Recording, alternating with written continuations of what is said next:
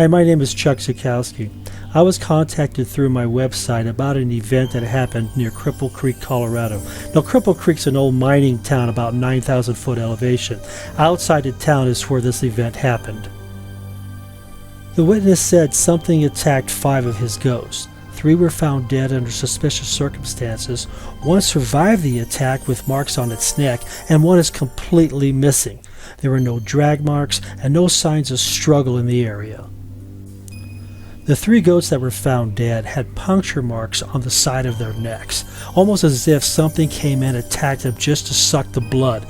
Nothing else was eaten, just puncture marks on the side of their necks. A 4th goat was found alive with puncture marks on the side of its neck, and a 5th goat is just missing completely.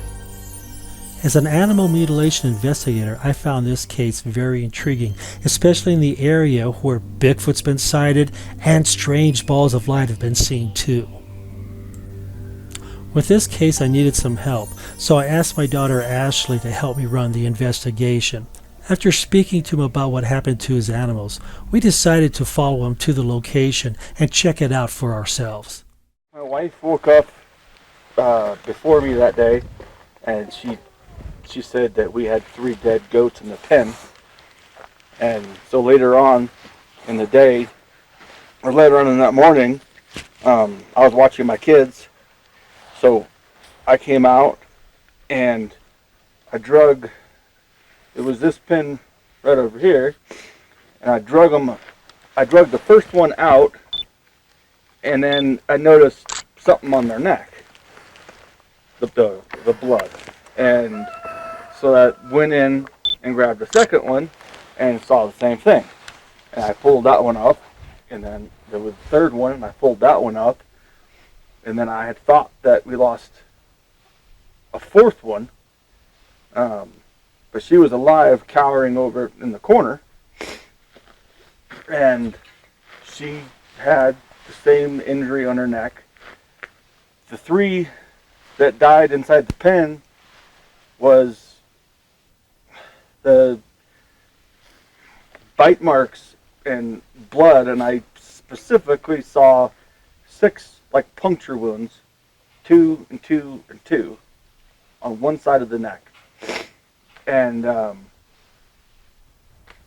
then I started calling around. I called Fish and Game. I called the vet. The vet couldn't really do anything. And then Fish and Game, at first they were kind of like, "What are you doing calling about this?" And then when I mentioned in the detail on the injuries, they got really, I don't know what the word is. They were very interested in it. Now, have you seen anything like this before? No. So these are like Never. actual puncture marks on the side of the neck? Yeah. And not just one set of puncture marks, but multiple sets? Yeah. It looked like somebody had a 4 or a 3-pronged pitchfork and stuck them twice in the neck on the one side. And I immediately knew something was wrong because the wound was only right here. Uh-huh. If it was a mountain lion, it would have went for the whole entire neck. Nothing was touched on the animal. Didn't have a scratch.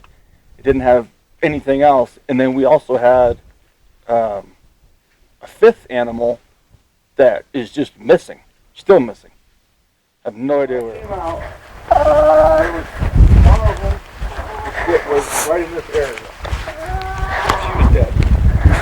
And there was absolutely no blood on the ground, only blood on her. The one that was here was the black one. There was another one that was right in this general area, right here.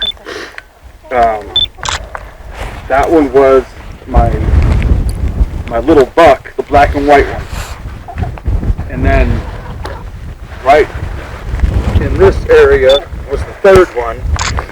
She was a brown color. It's actually the sister to that brown one right there. And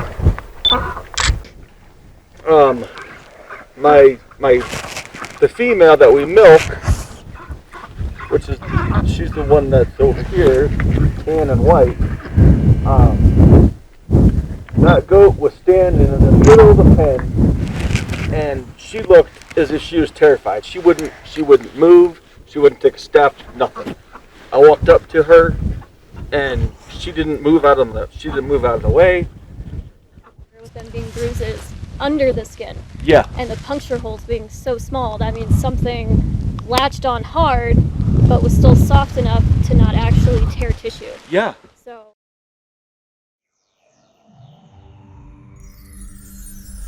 Don also told us part of his fence was bent down, maybe caused by a coyote pulling a goat over it, or something else. So I thought I'd better go check it out to see if there was any anomalies.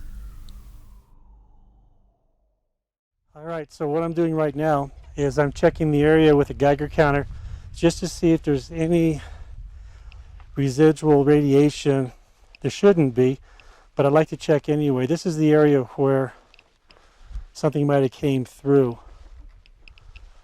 And right now, I don't see anything that's out of the ordinary. Now I'm using a tri-field natural EMF meter. Just walking the fence a little bit to see if there's any evidence of electromagnetic field that might be residual. Now the metal in the wire will give off some EM. As I get closer to this anomaly, see it jump? And it wasn't jumping before. See it jump? Yeah. So I'm getting closer to the bent fence. See it jump? Where just a couple seconds ago it wasn't jumping.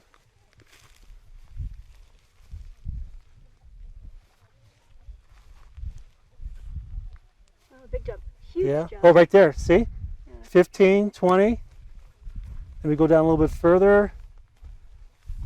Still jumping a bit. See, there's that piece of metal, the difference.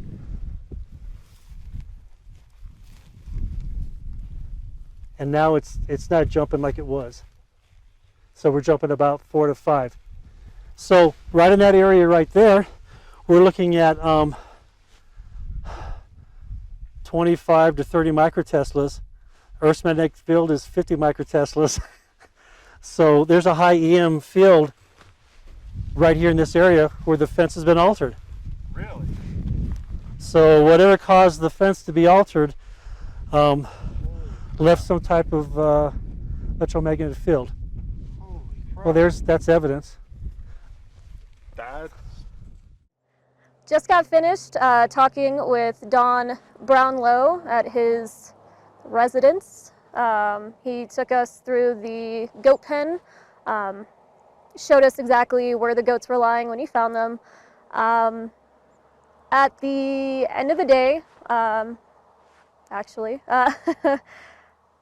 what he explained to us and the pictures that he has showed us and given us, what has happened to his goats is not something that can occur naturally with the type of punctures, the blood that was missing from the goats, but the meat still being left intact is something that doesn't occur naturally in nature when it comes to predators. I myself walked around the pen, could find no animal tracks, no broken bushes or trees or anything that would show a predator went through that area and got into the pen. So it is definitely still a mystery. When the wildlife officer was there, she cut the skin around the necks of the goats to see what type of damage was underneath. What they found was actual puncture marks left by some animal. Could have been a coyote, could have been a bobcat, but why leave puncture marks? As if they were sucking the blood. Why not just eat the whole animal? And what about the high EMF reading that I got from the fence?